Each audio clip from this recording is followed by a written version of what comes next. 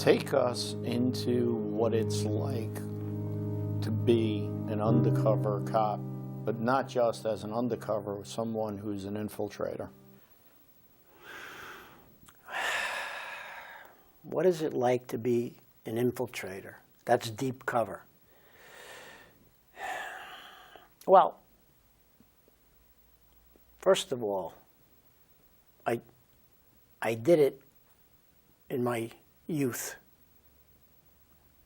So when you're a young guy, it's like a soldier. They can't put a 35-year-old, 40-year-old guy on the front line to fight in Iraq, Afghanistan.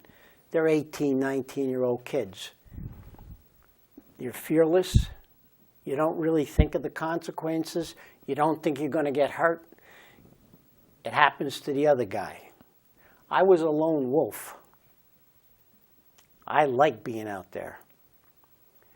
I didn't have to answer to anybody. Deep cover, I used to write a report, or occasionally I'd wear a wire, and I'd hand it to a contact agent maybe once a week.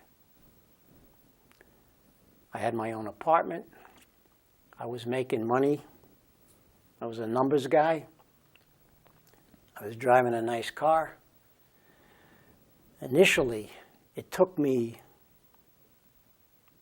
I would say, 9 months, because you just can't fall out of the sky and walk into a social club.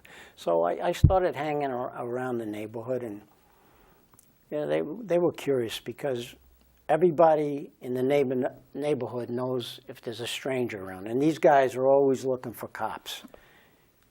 That's their worst nightmare. They get up in the morning. The first thing they think about before they leave their apartment or their house is it surveillance? Is the FBI out there? The police? Am I under surveillance? So you have to learn how to drive properly. But for me, getting to know these guys, because I'd be eating in a deli or a little restaurant or a cafe, and they'd come in, and eventually they'd send someone over to see who you are. I'd have a conversation, and I'd think about it after the fact when I went back to the apartment. Geez, did I say the right thing? Did I get over? Was I believable? Because they see through you like glass. And that's the nature of the beast. They're there to protect themselves. They're real. So I had to be real.